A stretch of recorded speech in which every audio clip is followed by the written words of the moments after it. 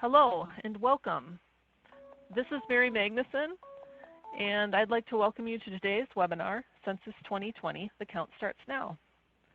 This is one in a series of monthly webinars Blandin Foundation offers for our Blandin broadband communities and open to anyone with an interest in using technology to improve community. Before we begin, I'll point to the chat box on the lower left corner of your screen. To interact with us at any time during today's webinar, you can simply type your question or comment in the chat box. And now let's get started. Again, my name is Mary Magnuson. I work here at Blandin Foundation and I administer the Blandin Community Program. Joining me today is Bill Coleman of Community Technology Advisors, who I'm sure many of you know. Bill has been Blandin Foundation's primary broadband program consultant for a number of years. Bill is going to introduce today's speakers, who are Bob Tracy from the Minnesota Council on Foundations, Joan Neymark from Minnesotans for the American Community Survey, and Arturo Vargas of the National Association of Latino Elected and Appointed Officials. Take it away, Bill. Thank you, Mary. Welcome to the webinar today. It's when I first heard that this was our topic for a webinar, I thought, well, it's 2016. What are we talking about 2020 for? It's hard to think about today or tomorrow or next week, much less several years from now. But I've become convinced that this is really important for us to know about and how to prepare our communities to make sure that every person is counted. I'm going to introduce all three speakers now, and then we'll proceed with the webinar. First is Bob Tracy. And Bob is Director of Public Policy and Communication for the Minnesota Council on Foundations, a statewide membership group. Bob leads their federal and state public policy advocacy efforts, including the policy to work on inclusion and equity. We also have Joan Neymark, and Joan is the founder and executive director of the Minnesotans for the American Community Survey. Their mission is to educate our congressional delegation and the public about the critical importance of the census data to improve Minnesota's economy and well-being for all Minnesota. And then finally, Arturo Vargas is Executive Director of the National Association of Latino Elected and Appointed Officials, national membership organization. And promoting the full participation of Latinos in our civic life. The education funds programs include naturalization promotion and assistance, voter engagement, technical assistance, and support to the Latino public officials in policy, research, and advocacy on political participation. Bob, I believe you're going to lead off today, and so thank you for assembling this panel and joining us today. Thank you, Bill, and thank you, Mary. What we're going to talk about today is the census. And Bill gave you a good sense that while the census is in 2020, the count starts now. I think if there's any message we want you to take home from this session about is certainly our message for this year's census, or this upcoming census in Minnesota, which is Minnesota is better when everyone counts.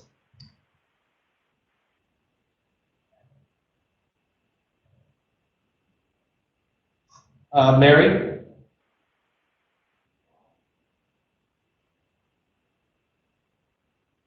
Sorry, I forgot I muted myself, yes? I'm going to have to ask you to advance. It's the slides are not advanced. Okay. There we go. All right. So you've been introduced to both Joan and Arturo and to myself. We thought that you should see what we look like. And maybe more importantly, you should see our logos, and hopefully you'll see more of those as you become more engaged with the census work in Minnesota. Next slide. What we're going to cover today are really 4 topics, and then we'll have some time for discussion.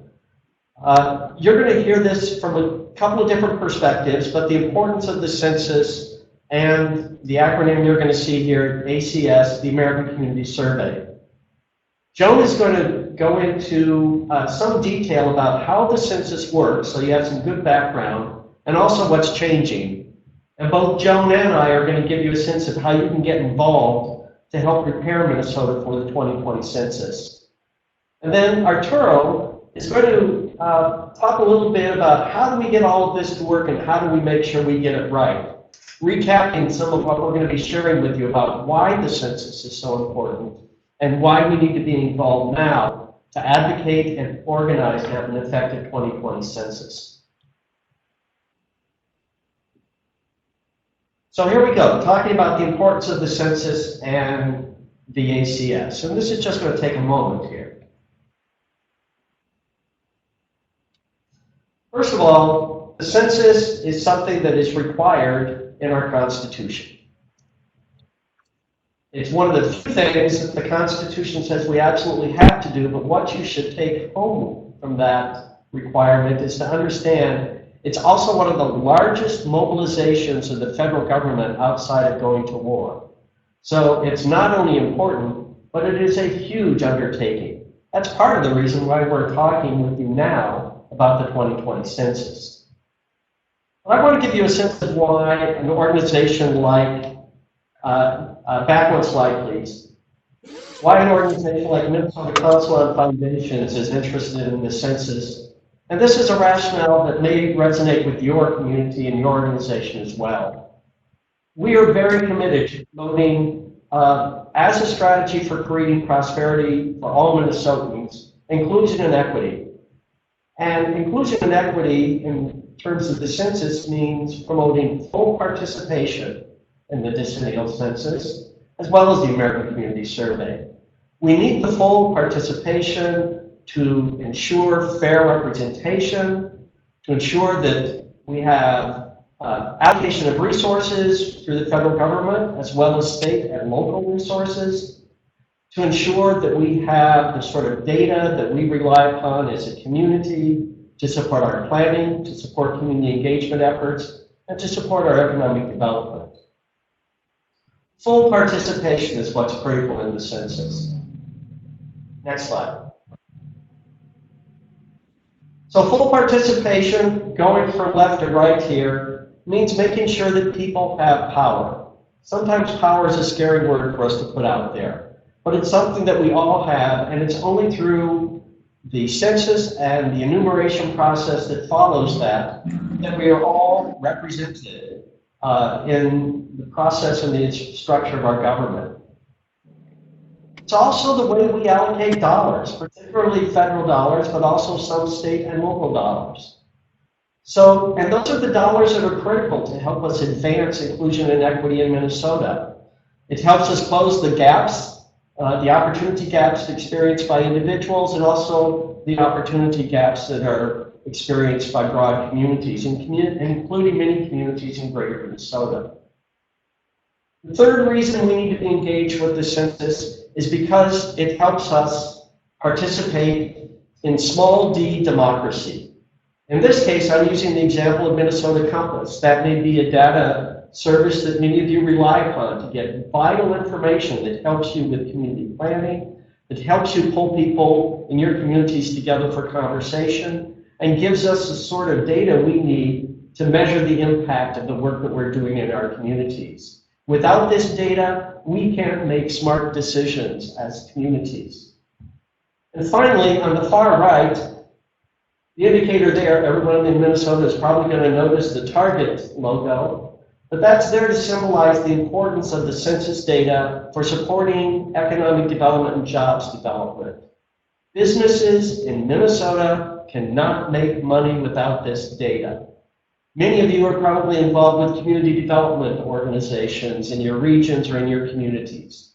The data that comes from the census and then comes annually after that from the American Community Survey is vital to helping you plan for economic development and jobs development in your communities. So the census is important to us, at least for those of us here at Minnesota Council on Foundations, because it ties into inclusion and equity by providing power for people, by providing resources we need to close opportunity gaps, the information we need to engage in small d democracy, and it provides the information we need to grow our economy and create jobs. Next slide. This is the scary part of the census, and the last point I want to put out there. Oftentimes, people think about the census only in terms of its role in redistricting. And sometimes people step back when they hear that word redistricting, because certainly that involves some political process. And I'm guessing with the end of the recent presidential campaign, more and more people are stepping back from anything that says political, at least at the moment. But really the word you need to keep in mind is what the census data is used for is enumeration. It is used to help us, the enumeration process is used to help us appropriate our representative voices based upon that, through that redistricting process. It's the tool that makes sure that we all have a representative place in the political process, be that by our state, our congressional districts within the state, or even the various localities within all of our communities. All are the boundaries, if you will, through which we exercise our influence as citizens. So the census is important for many reasons, but also one of its first uses after being completed is to do the decennial reapportionment. Probably not the most important reason for you to be involved initially, but certainly it's going to be a relevant one. With that, I'm going to turn things over to Joan. Great, thank you so much. Thanks to Bob and everyone in the Blandin community. I do know this sounds a little early on your end, but I have been involved in census work from the business community's perspective for over 30 years. I sat on the Census Advisory Committee with Arturo for at least a decade, so it's nice to be on the same webinar with him, and I'm delighted to be working in concert with MCF and other community or groups across the state. So I know you are probably all not experts in census and don't want to be, so I'm going to run through just a number of slides as a bit of background. I'm going to give a very high-level overview. And you can download the presentation and take a deeper dive if you're interested. We wanted at least to give you a little sense of what's coming at us. So the next slide gives an overview. Really, this is from the Census Bureau itself. And I'm not going to pause on this other than to reinforce what Bob said. It's for the apportionment in Congress and for redistricting and to allocate resources. So this is why it's done, and it has to be done, and it's job one for the Census Bureau. But what is the census? Next slide. It has two parts. The short form asks just 6 questions about every person in the country every decade, and has since 1790. Age, sex, race, Spanish or Hispanic origin or descent, relationship to household head, and housing tenure. That is, whether you rent or own. But every census since 1790 has also included a few questions about economic and social status to kind of keep track of what's going on in our local communities. So starting in 2005, those questions on the characteristics were broken out of the decennials and put into something that's called the American Community Survey, the ACS. It is conducted every year, and it provides more timely information as well as providing less cost to the decennial. So that's why it's here, and it's been embraced by all different sectors of the population. It's a wild success, but it does have some foes in Congress, and that's we'll touch on that a little bit later. It is the only source of detailed, annual, small area data available for Greater Minnesota. So if you live in Greater Minnesota and you use data, this is really important to you, even if you don't know about it. And it includes questions on the internet and broadband access, grandparents as caregivers, persons with disabilities, which is very important for veterans and our aging population. There will be no long form in 2020. The census has evolved as the population has become moving westward and become more diverse. It has also had to evolve with technology. And the 2020 census will be the first to offer an internet response option. That's all you need to know on that. That's a big deal. So the Census Bureau is looking at higher costs in a more complex world. And you can see on this chart all the things that they are facing in trying to take a high quality census at a really good price tag. But they have to use a flexible design to leverage the new technologies, but also minimize the risks. It's a really big job for the Census Bureau. And actually they start working on the 2020 as soon as the 2010 is done. Lessons learned, what's coming ahead, how do we put that all together. The goal of the 2020 census is to count everyone once, only once, and in the right place, at a cost that's no higher than the 2010 census as mandated by Congress, but maintaining high quality. Now, no higher cost without accounting for inflation, without accounting for the larger population or the more diverse population. That is quite a task. The next few slides are straight from the Census Bureau, and again, I'm just going to highlight the things that are different coming forward. This is the design for the 21st century. It's a very busy chart, but chock full of really good information. First, they have to establish where to count. Where does everyone live? You can't count them if you don't know where they are. Second, motivate people to respond. Generate the trust and enthusiasm to be counted. Third, count the population once and only once. And finally, release the census results to Congress and the President within the legally mandated 1-year time period. That's amazing. 330 million people counted and processed in 1 year. So taking a little bit deeper dive, in order to count people, you have to know where they live on Census Day, which is April 1st of the years ending in 0. The Census Bureau is already working on their master address file and have been for the last year.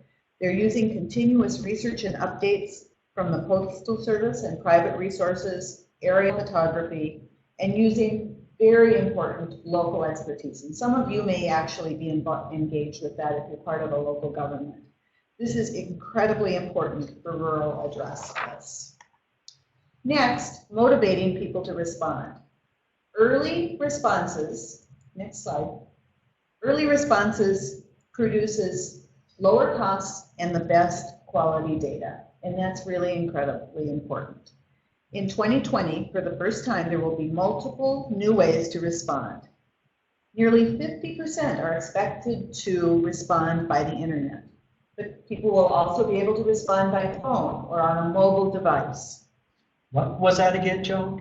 50% are expected to respond by the internet. That is a little bit important in Greater Minnesota, and we'll touch on the broadband issue in just a moment. There will also be traditional methods, such as a paper mail-out questionnaire and in-person enumeration in some select areas and for those who don't respond. The digital divide is a problem with this plan. Not all homes have high-speed internet. You all know that all too well. Other concerns are about cybersecurity, mistrust of government, IT systems that must make it all work smoothly and not crash, but safeguard the privacy. So how can households be motivated to respond? Key strategies, no, we're still on that same prior slide. Key strategies include a major communications program with micro-targeted advertising, a partnership program that's been in place for the last 2 censuses, and it works. A partnership program means the Census Bureau partners with state and local governments, nonprofits, businesses, you name it, getting as many partners as possible, faith community, to be the trusted voices at the local level saying this is 1, important, and 2, safe. Answer your census form. Also, making sure that there are language forms, in-language forms for different groups, and census questions that are relevant so that people can see themselves in those questions. The U.S. has a differential undercount. What does that mean? It means that there is less than 100% count, estimated count, of low-income households, renters, rural areas, American Indian reservations, people of color, Young children, especially Black and Latino. These groups are all undercounted at a much higher rate than the white population. So there are people that get missed in the count. People get missed. Yep, and that's all estimated after the fact with a number of different methodologies, but it is a long-standing problem. And these strategies, especially the trusted voices and partnerships, can help alleviate that. Next slide. Counting the population. This is all about field operations, meaning there are offices and people who can help take the count. This time around in 2020, there's about half of the resources allocated in 2010 to do this part of the enumeration. Fewer people to go door to door, fewer people to count, fewer offices available, fewer offices open at an earlier date. It can be a big problem. And the next slide. The Census Bureau is going to use data and technology in a smarter way. Administrative records and third-party data that's collected for another purpose, to help update the address list. Figure out where to send census enumerators if someone hasn't sent in their form. Don't go to the 6 million vacant housing units and knock on the door because nobody's there. It can help improve them, be efficient. So to your point, Bob, I'm glad you asked that question. What does this mean for Minnesota? That internet response option is really promising and fabulous for everybody who will use the internet. And they've tested that with the ACS. They have pretty good data. But with 50% of all responses, that's a problem in greater Minnesota, where only about 50% of households have broadband. So just do that math. 50% of 50% means only about a quarter of greater Minnesota will have that as a response option. The other 75% will have to do other methods, by phone, by paper questionnaire, by mobile device, or door-to-door enumeration. It's a bigger burden on households and on the census count, and potentially a big continuation of that differential undercount. The language assistance will be a big plus, but they'll be online. And then the partnership efforts are really critical, and this is where we're really going to put a pitch to all of you to help out with the partnership voices, helping us to engage early. And Bob will be talking a little bit about, and I think Arturo as well, about when that calendar is going to get started. There is a problem, though, and it's money, that big dollar sign. Congress has been starving the census research and development budget for the last few years. With that mandate to count the 2020 population at the same cost as 2010, the Census Bureau has a plan to count more efficiently. We've seen many pieces of that strategy and methodology in the last few slides. But Congress has withheld even that level of funding. And not only do you need the dollar amount, you need it in a timely way. Throwing a whole bunch of money at the census in 2019 isn't going to work. So without adequate funding now, the Bureau may need to revert to tried and tested mail paper questionnaires at a $5 billion higher price tag than is necessary. Last month, and this is pretty relevant, this is telling, the Census Bureau announced the cancellation of 2017 field tests on American Indian reservations in the Dakotas and Washington state. These field tests would have tested the new approach of update enumerate, which has importance in all rural areas without a city-style address. Other risks from lack of funding are listed there on the screen. Security risks, loss of data products, inadequate testing, etc. And so this is a big deal. Let me ask you a question, Joan. So if I heard you right, Congress started planning for the 2020 census right after they finished the 2010 census, right? Census Bureau did, yep. Yeah. With congressional oversight. And then Congress was asked to adopt a budget that ramped up spending over a period of multiple years as more and more and more work needed to get done to prepare for the 2020 census. Congress said, we're going to give you $5 billion, no more than we did last time, but we know you're going to do a better job by using new systems for collecting data. That's right. Yeah, actually the cost of the census is $12.5 billion. Yeah. It will cost $18 billion Overall. Overall, life cycle costs of the census. And of course, as you get closer to the field operation, that's when the dollars are needed. So Congress, right now, and Congress has not been, they promised it, but they're not providing it. that's the deal. The promise said, here's our budget. We're going to give you this much this year, and then next year we're going to give you more and more and more as we have to keep ramping up our efforts, testing the systems. And what has happened is each year they've either come in too late with the money or they haven't provided the increase. Yeah, and of course, as we saw, this week, Congress isn't Congress. The Congress that was there a few years ago is not the same Congress who will be sworn in on January 3rd. And so there is that complication as well with different views of this. But the Census Authorizing and Funding Committees are on board, and they have continuity, and there's information that's passed through staff. And so this is no big surprise. They have just been stingy, I would say. But the cost of it, though, is what we saw just a couple weeks ago, is we needed to test this new system and see how it worked on reservations. And now we can't do that test. That's right. Well, that's a problem. Big problem. Yep. Back to you. Well, let's both do this. All right. Let's both talk about how people in greater Minnesota can get involved with the census work now. And Joan and I are both folks who are involved, particularly from the advocacy, from the public policy perspective. We're going to talk with you a little bit right now. We'll go a little deeper into the federal work that can be done in terms of advocating in support of policies and appropriations, all with an eye on looking beyond 2020. Just like 10 years ago, we were having folks look beyond 2010. Joan's going to talk about that, and then I'll follow up to talk about some of the things we're doing at the state level to make sure that we have the capacity to achieve full participation in the 2020 census. So should we talk about, why don't we start with the state stuff, because that's more at home, and certainly the folks participating in the webinar, this may be one way that you can have a unique contribution. At the state level, one of the things that has to happen is just what I'm calling tech prep.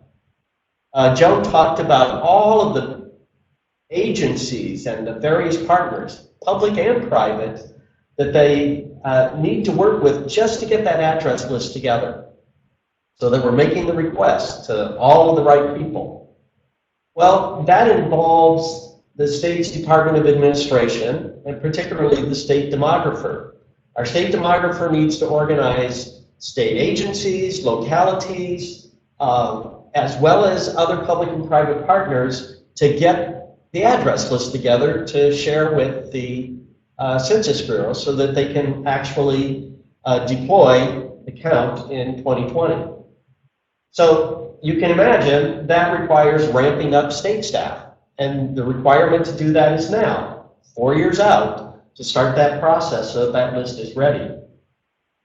The other thing that the state does that's vitally important, Joan mentioned that the Census Bureau does community partnerships and engages in other activities to try to mobilize people to participate in the count. But they're doing it from the national level. They do their best to tailor it to state or community needs, but they've got a big job. Like I said earlier, next to going to war, this is one of the biggest projects the federal government takes on. So we need state resources and tools to help with the mobilization.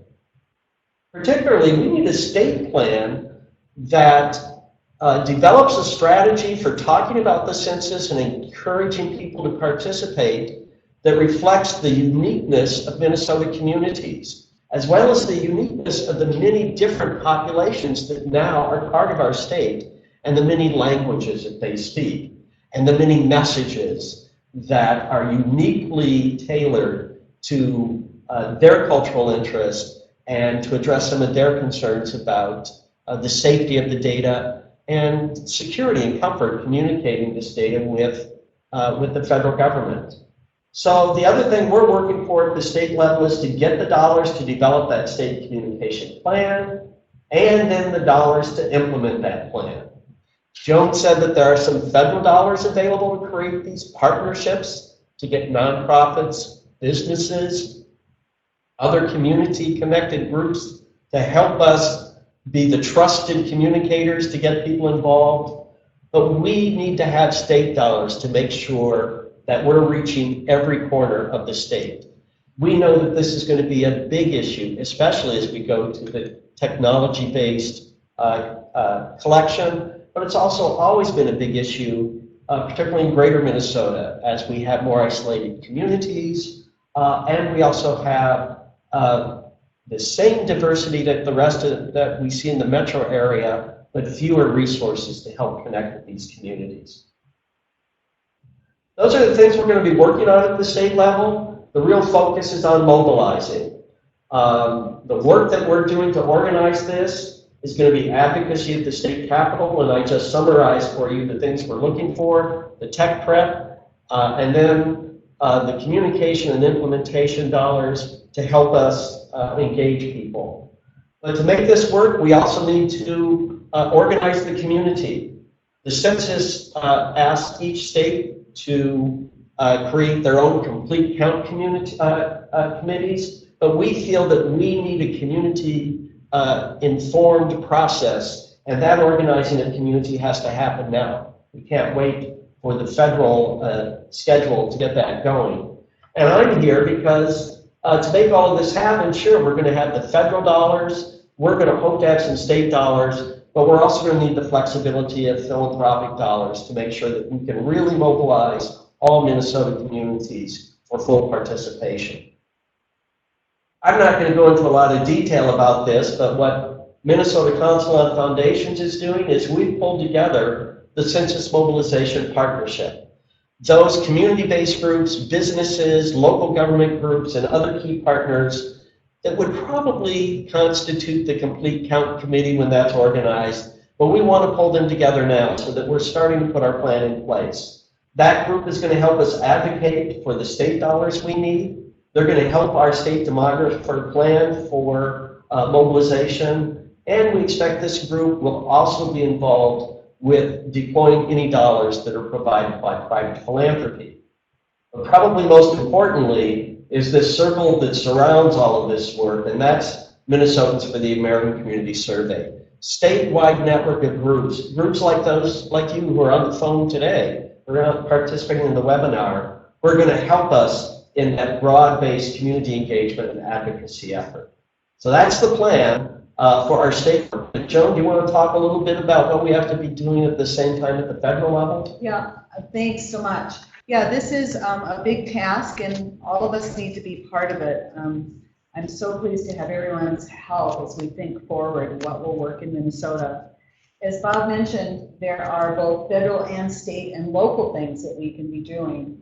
The policy to implement the 2020, I mean, we've got an uphill road. We have a new Congress. 2020 is pretty far away in most of their minds, and so now we have to go into high gear to make sure that we're educating them and getting the appropriations that are necessary and laying the groundwork for beyond. This is not something that we do where we're one and done. The good news is we're not alone. There are a large network of national stakeholders who've been around and doing this census support work for 30 years. The Census Project, you can see one of the letters there in their web link, their website on the lower right and the bottom. This is a group of folks who are based and operate in the DC area at the national network level. They have contacts with national organizations in all sectors, and both Max and Arturo's organization are part of and have been strong insiders, I guess, if you will, with the Census Project, people who care deeply about making sure that the count is done well. It also includes the business community, who, there's one of their letters, they're shown. Hundreds of national stakeholders are engaged. So I should say, Joan, I came into working on the census just a couple of years ago, and boy, this was one of the best websites, and getting connected with the Census Project is something I would encourage anyone participating in this webinar to do.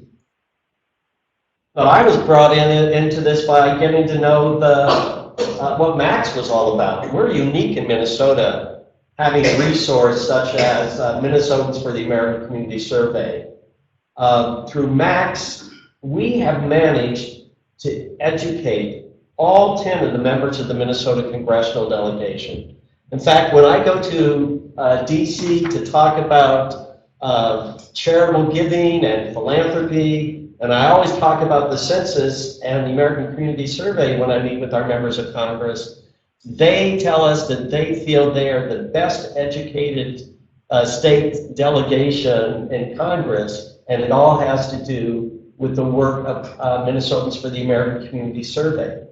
Joan, you've got a large network of folks from throughout the state. Tell us about who's involved with Max. Yeah, sorry for my coughing fit there. I will be back with you in just a second here. We were founded in 2013, so we've been operating for just a few years now. We have about 180 different organizational and individual supporters from all sectors of civic and economic life. I'm really proud to say that we have strong support from all 4 members of Congress in Greater Minnesota. You can see a couple of our pictures there with Rick Nolan and Tom Emmer. Prior slide. We need to go back to the prior slide there. And so it's been a very effective coalition.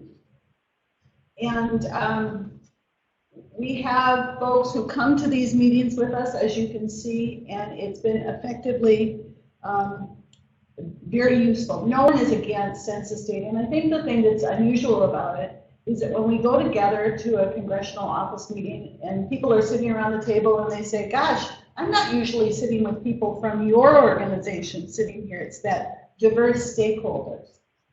So the next slide just gives you a quick overview. You can take a look later. It is a very busy slide, but it's our one-pager that we leave with congressional offices and with future supporters. We hope all of you on the webinar will join us. And here is our contact information. We would love you to become a supporter. You can either do that online or join us. There's no cost. There is no time commitment. We just need your name to stress the importance of this to all Minnesotans. And I just want to say once again, as someone who was new to this work, Joan's been doing this since she was 12 years old. But I've just been doing it for the last 2 years, and certainly connecting with Max was one of the best resources. So I do encourage you to check out their website and to become a supporter. But there's very important work, particularly in terms of the national leadership. And I want to bring Arturo into this presentation to help us sort of refresh some of what we've talked about, but to kind of move us forward to make sure that as we do this work, we're getting it right. Arturo? Yes, thank you. Can you hear me? We can hear you. Yes, I can hear you just fine. Yeah? Okay, thank you. And I apologize, I'm doing this from National Airport outside of Washington, D.C. I think both Joan and Bob have very well covered what it is that's at stake here. But what I wanted to do then is, rather than review all of the material that Joan has presented about the nature of the 2020 census, I want to place this in a little bit more of a context of why it is so essential to people who care about equity and inclusion. First of all, the census determines the way we distribute public funds, resources, and political representation. Another way of saying that is the census is only about 2 things, really. It's about money and it's about power. And so everybody that's included is gets their fair share of that power and money, and everybody excluded is left out. And the fact is that the census has never been an accurate count of the United States population. It has gotten better over the decades.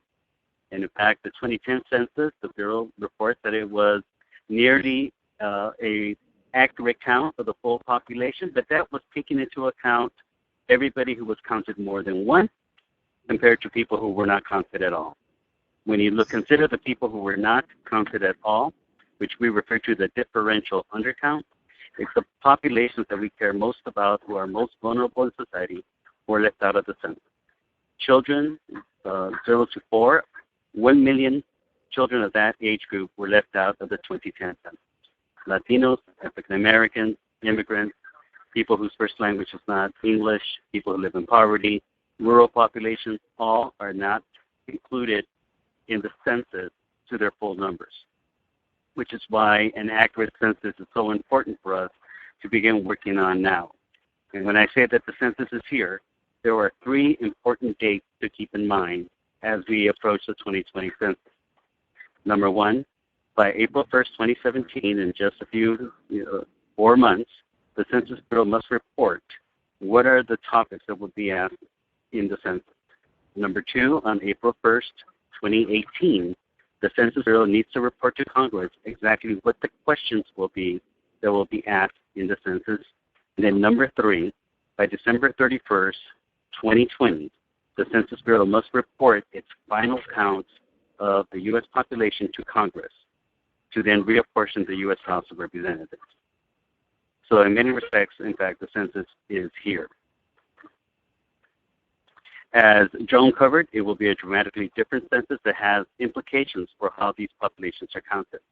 An internet response census as a primary option means that people who do not have access to broadband are going to be most at risk of not being able to complete their census forms. The Census Bureau is very proud of reporting that individuals can reply on mobile devices. But imagine filling out on a mobile device a form where you have to answer 6 to 7 questions about everybody in your household. The Census Bureau is going to be redesigning the Hispanic origin and race question, the way it collects those data, and I'll get into that in more detail in a second. As a way of saving money, it's going to reduce the number of the people hired to be enumerators. This is one of its major cost-saving strategies. And in order to do that, the Bureau wants to use administrative records, other sources of data from the IRS, Social Security, Medicaid, SNAP, WIC, other databases in order to quite literally fill in the blanks for those who reply either incompletely or who do not reply at all. Rather than sending out enumerators to do the non-response follow-up, the NARQ, where we traditionally think of census counting, the Census Bureau would like to use administrative records to fill in those blanks and determine then who lives in a non-responsive household. We care very much about the collection of race and ethnic data because those are the data that we use to ensure that we enforce civil rights, and also its first primary use will be redistricting. The Census Bureau today collects the census information by using 2 questions, asking everybody their Hispanic origin and asking everybody what their race is. In the 2000 census, it was the first time that the Census Bureau allowed people to report more than one race. And that continued in 2010. But the problem that we have with this structure of the Hispanic origin and race question is, especially with the Hispanic population, once they answer the Hispanic question, are you Hispanic, yes or no, and they mark yes, they mark a subgroup, when they go to the next question and are asked, what is your race? The fact is that most people feel they've already provided that answer by reporting that they're Hispanic. And then they fill in the some other race category. Now, OMB, the Office of Management and Budget, tells us there is no such thing as a some other race, even though the Census Bureau collects that information. So the Census Bureau has to go back and actually assign a racial category to anybody who has filled in the some other race option. And the Bureau tells us that they want to get out of doing that, get out of the business of assigning a racial category to households that report something other than one of the official racial categories. So the Census Bureau now is testing a combined question where they will do away with a separate standalone Hispanic origin question and include that in a single combined question that asks people, what are you? Now, the Bureau started this testing in 2010 and has continued since then with focus groups, and in 2015 conducted the National Content Test, which was the single largest experiment that the Census Bureau has ever held to try to test this combined question.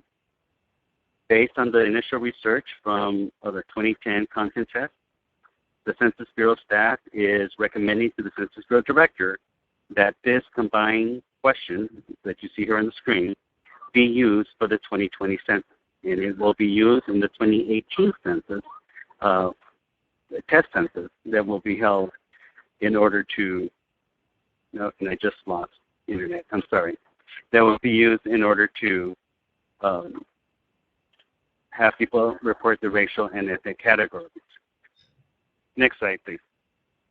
So the redesign of the Hispanic origin. Hello?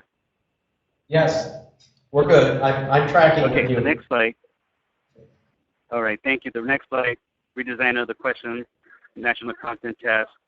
The initial results have been released, but we still need the full analysis, which they expect to release by the end of the year. One of the new categories that the Census Bureau is planning to add is a category called MENA, Middle Eastern North African. And this is an opportunity for people from that region of the world that includes the 22 Arab League nations, and there's still a discussion about which other nations to include or not include, nations like Somalia and Israel and Afghanistan, to be able to report that they are something else other than being in the white racial category, which is where the Bureau assigns these people today. That is being tested. That is something that the MENA community, the stakeholder leadership group, has advocated for. And the Bureau is also recommending to the Census Director that the MENA category be added. The wording instruction is something particularly important that we still need to see the results from the content test, as well as the terminology. The Bureau still needs to determine how it's going to ask the question so that people know how to report either the race or ethnicity. And right now they seem to be leaning towards a question that reads something like, what is this person's category or categories? And also how to make it clear that individuals can answer more than one and report as many national origins or racial categories as they desire or as they identify. Next slide. Joan touched on the funding of the census. We are working very hard to make sure the Bureau has the money it needs as it ramps up. And frankly, we are at great risk of having the Bureau have the necessary resources to prepare for the census. You have to spend money now to save the $5 billion Congress wants the Bureau to save in 2020. Next slide. Census administrative and legislative issues. Tuesday's election means that there will be very different and new leadership that will take over the census. The Census Bureau sits in the Department of Commerce. There will be a new Commerce Secretary. The Undersecretary for Economic Affairs oversees the census. There will be somebody new there. And there will be a new Census Bureau Director. The Bureau Director's current term expires on December 31st. It's a 5-year term. And now we do not know if President Obama will reappoint either the sitting director or a new director prior to the end of his term, or provide that to President-elect Trump as a decision for him to make. The new makeup announced in the Senate also has implications for the Census Bureau, both in terms of the oversight committees and appropriations committee. And given the new dynamic in the Congress, we fully expect renewed efforts to add questions to exclude undocumented immigrants from the census count for purposes of reapportionment, by adding a question on whether, asking a question that will ask people to report if they are U.S. citizens or if they're legal, or what their legal status is. We believe such a question would actually be devastating to people actually trusting that the information they provide to the Census Bureau will not be used against them in some way. And finally, we fully expect that there will be renewed congressional efforts to weaken or eliminate the American Community Survey. And that is the survey that has replaced the long form. There have been efforts in Congress already to make the ACS voluntary instead of mandatory. That would actually really destroy the quality of the data that the ACS collects. So on to the next slide, back to my original point, the 2020 census, why it matters. It matters because this is how the country, our country, is able to ensure that everybody is accounted for. And in terms of the priority that NALEO has assigned to it, we believe that this is the most important civil right activity that the federal government conducts. In fact, the census is the only federal activity in which it treats every single individual in this country equal. No matter your age, no matter your race, no matter your gender, no matter your sexual orientation, no matter your immigrant status, your citizenship status, no matter your income, every single person counts as one and just one person equally. It has not always been that way in our country. There were times when women were counted because people who did not own property weren't counted because they weren't property owners. Slaves at the start of our country only counted as 3/5 of a person. Much of that has been corrected, but still, when we have a differential undercount, we have inequality in our country. And so we need the help of the philanthropy now to make sure that the Census Bureau is assisted and supported and pushed into doing the right things to prepare for the 2020 census. And most importantly, we need to make sure that our community understand the importance of being counted, because the only way we will eliminate the differential undercount is if the American public wants to be counted. And to do that, they need to have full trust and confidence that participating in the census will not bring harm to them, and number two, that their information is safe and confidential. And those of us who are advocates for the census will need to stand up and stick out our neck and convince our constituency that, in fact, the census is not just safe and confidential, it is absolutely essential to the future of our community. Thank you. I'm going to go back on mute. Thanks, Arturo. We have a couple of minutes, probably about 5 minutes. We might be able to stretch a little bit for some discussion, for some questions about how do we proceed. We tried to do our best here to give you a sense of why the census is important, particularly within the frame of advancing prosperity through an inclusion and equity in all of our communities. We've tried to give you a sense of how the census is managed and what some of the new opportunities and challenges are. And Arturo has given you a very clear sense of why the census is so important to promoting civil rights and human rights and making sure that everyone has a stake in both our government process and how we all share power in that, and also in the use of resources to close the gaps where not everyone has the same opportunities. And finally, I hope through all of our messages, you've grown to understand how critical this is for Greater Minnesota, and particularly why we need a Minnesota strategy. From everything to the challenges that are posed by a digital collection process, to the historic challenges of making sure that we're counting kids, that we're getting up every roadway, and also that we're starting to understand and fully engage the more diverse communities that we have throughout Greater Minnesota in the census. So with that summary, I think that we have a few moments to take questions. Mary? Yeah, I've been monitoring the chat box for questions. I don't see that anyone's had one. This is Joan. I have a question for those who are on the phone, or Bob or Arturo or Mary or Bill. Now, looking at those post-election maps of rural America, this is a part of our nation that would be especially hard hit if we did not have high quality census data, or if we lost a mandatory ACS. And I'm wondering, are there opportunities to engage with rural organizations that could help us with this, with their newly elected officials, in getting that voice of the constituents out there, that this is absolutely essential? That's the one thing that we've learned with Max, is that local voices matter. We're constituents, and we can get a seat at the table with a member of Congress and or their staff. And so what rural organizations can we tap into? Does anyone have any ideas?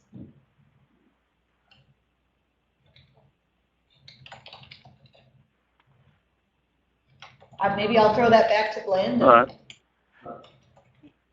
Actually, this is a good old game. I'm going to answer the question from my perspective, and then I'm going to have to disconnect because my flight's going to board in 5 minutes. Okay, Arturo, go the American for it. Community The American Community Survey is a survey of only 3 million households a year. So, relatively speaking, very few households get the ACS form on an annual basis. So it's not an activity in which we can have massive promotion the way we will for the 2020 census, where everybody's supposed to participate. However, for local organizations, local leaders, it's important for them to know that what the ACS is, because often when people receive the form from the Census Bureau and they see its length and how many questions are asked, everything from your economic status to how many miles you commute to work and your income and what language you speak at home, many people find it intrusive and often report it to their elected officials, and they complain about it. And we need to have local leaders be able to explain to their constituents how important it is to collect those data to ensure that they, as policymakers, can make the best informed decisions about their community.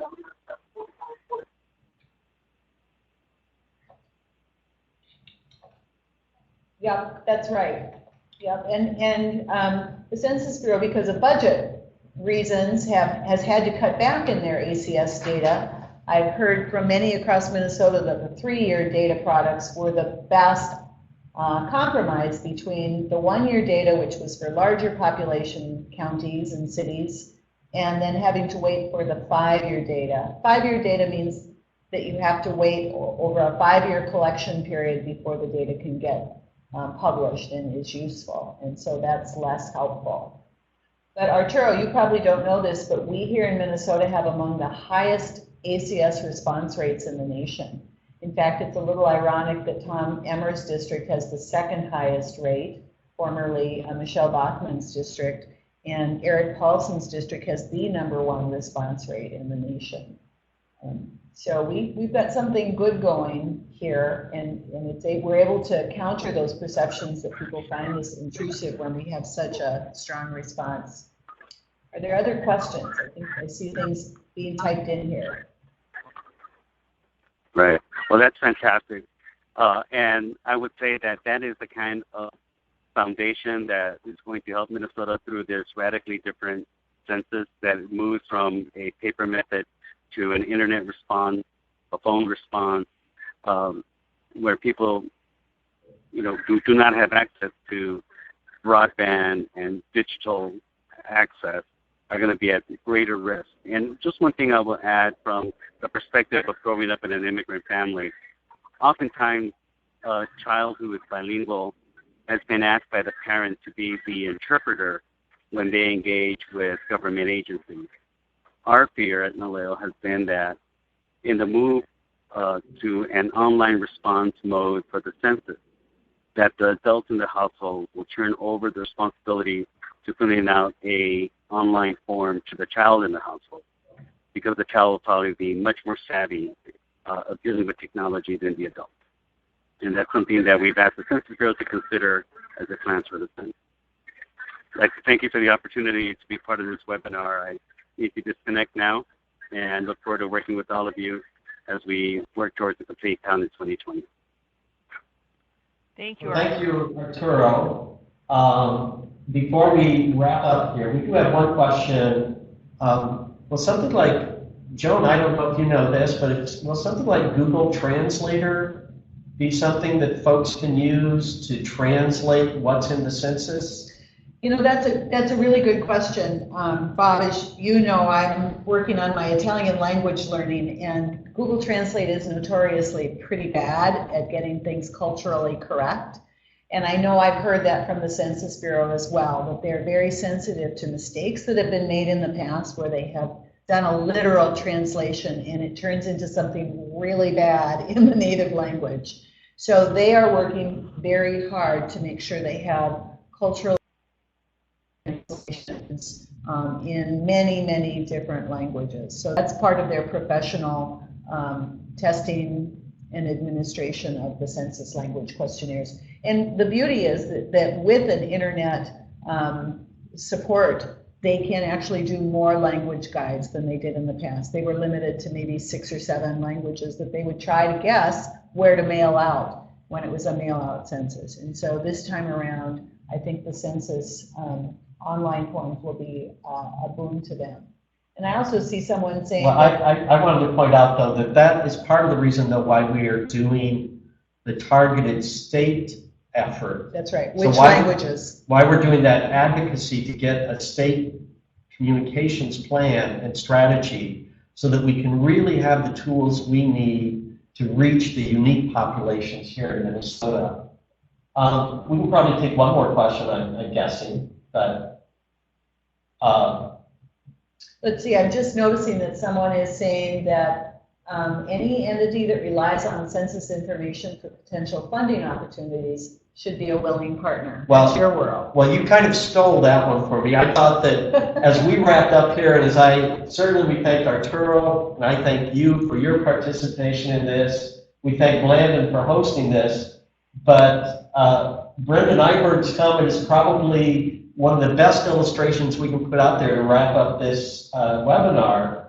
If you use this data, then you need to be involved with Max and with our advocacy efforts through Minnesota AIDS Project or Minnesota Council on Foundations for the Census Mobilization Partnership.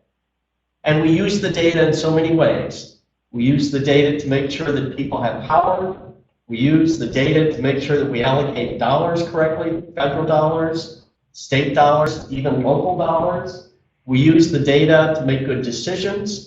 And we use the data to develop business and create jobs. So no better message to send us off with than Brenda's, which is if you use the data, then you need to be involved with this effort. And if we get this right, if we actually have a full count, full participation in Minnesota, we know that Minnesota is going to be better as a result. Yep. So thank you, Joan. And thanks, everyone. And thank you to Blandin Foundation for helping us get this message out. Well, thank you, Bob and Joan, and I also want to thank Bill and Arturo for joining us on the webinar today. It was really interesting. I enjoyed listening to it. Blandin Foundation's next webinar will be Thursday, January 12th from 3 to 4 p.m., and the topic will be 2017 Legislative Outlook. And thanks to everyone for attending today's webinar, and have a great rest of your day.